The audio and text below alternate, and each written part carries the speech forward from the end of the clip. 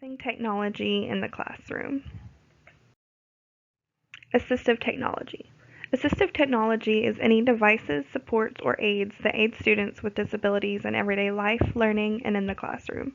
They are used to accommodate students' needs and enhance their educational experience toward success. Some examples of assistive technology in face-to-face classrooms are audio players and recorders, so students may record lectures and be able to play them back later and pause and stop on an as-needed basis. Timers to help them know when to switch activities.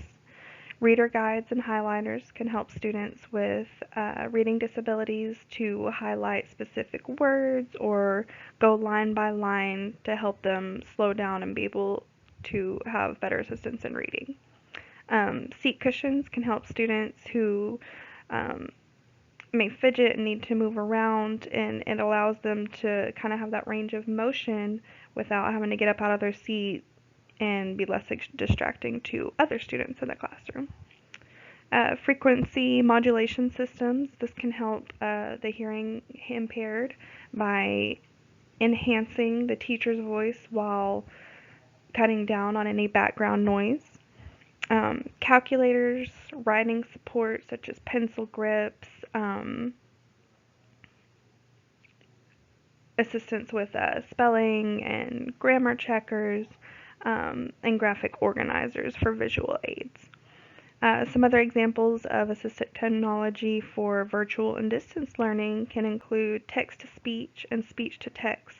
This can help students by, if they have something that they need to read, the computer or software program will read the text to them, and vice versa. If they have something to write, they can speak what they want to write, and the software program will write out what they are intending to write.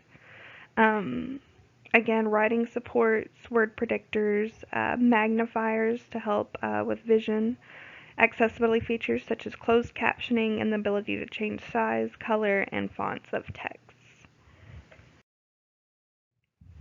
My degree area, which is secondary education, I'm an English major.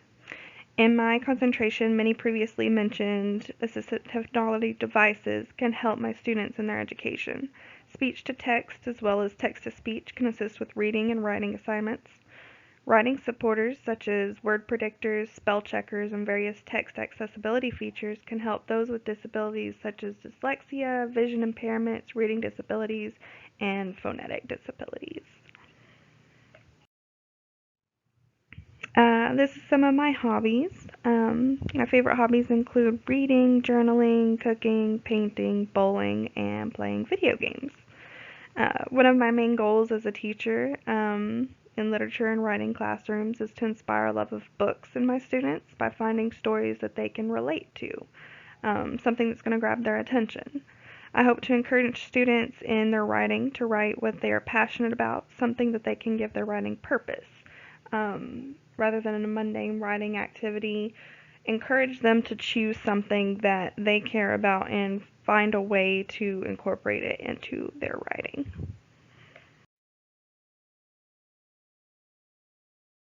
Philosophy of teaching in the classroom. Technology improvements have helped many students with and without disabilities in the classroom to enhance their education and quality of learning. Technology has allowed students a vast range of resources for research. It has also provided many tools to aid in creativity and overall accessibility in ways that weren't available in the past. Students can receive a full education online and on their own time. It can be very beneficial for students' collaboration projects, such as with shareable Google Docs, slides, videos, project builders, and so utilization of technology as an educator. In our modern world, technology helps students to be more active and engaged in the classroom. Traditional settings of textbooks, pens, and paper, while these things can still be very useful, can at times be a little overused and kind of outdated. With devices such as e-readers, computers, writing assistant software, videos, and diagrams, students can be much more engaged in our class reading materials and assignments. Students will have more access to research articles and topics for writing assignments so that they can find information that pertains to their interests and their topics of choice.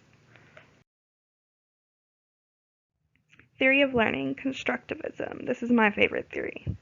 Constructivism's central idea is that human learning is constructed, that learners build new knowledge upon the foundation of previous learning. This theory involves creativity and a focus on student constructing their learning in meaningful, lasting ways that's going to stick with them for life. My goal is to have an open classroom where students feel comfortable to express themselves in ways that they are more comfortable. This goal is to allow students to not only hear from me, the teacher, but also from other students as well to promote collaborative group learning. Teaching methods. In a traditional face-to-face classroom, my favorite method is group collaboration and discussion. Teachers may use flexible seating to make the classroom a more relaxed, comfortable setting, one that encourages students to engage in open discussion and peer conversation. This allows students to discuss ideas freely and learn from one another in a less uniform, lecture-based classroom setting. A couple methods I really enjoyed for virtual learning have been using Zoom and Flipgrid. Last semester in my Spanish class, we actually utilized Flipgrid by posting videos of ourselves in Spanish, and we could reply to other students' videos in the class. This wasn't in a live setting, but it allowed us to record and then be able to respond on our own time. But it was similar to an open discussion classroom, just a little different with the online learning. Also, this semester, the use of Zoom has been helpful in my second Spanish class as well as some other classes because it too gives that classroom feel where the teachers and students log in at a designated time and we have the ability to talk and see each other and hold class discussions as if we were in a real classroom and can still bounce ideas off of each other and kind of get that collaborative feel. Culture changes in schools due to technology. Just some of the changes are students are more engaged in classroom work. Teachers and students are learning from each other more often and how to use developing technologies.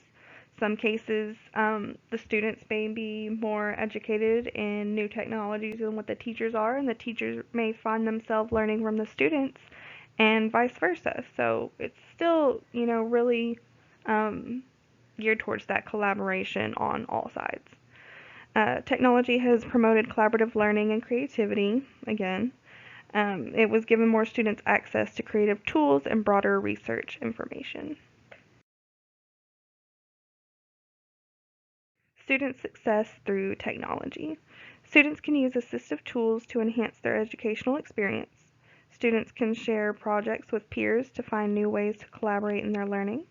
Students who experience group anxiety can more easily and comfortable express their ideas and opinions in ways where they may have been uncomfortable in a face-to-face setting. This is really beneficial for those who are shy or have trouble speaking in a group setting. It kind of gives them an option to still get their ideas out there in their own comfort zone. Also, students can research topics of their choice with a plethora of information available to them online. Students can utilize technology to highlight their creativity in class projects.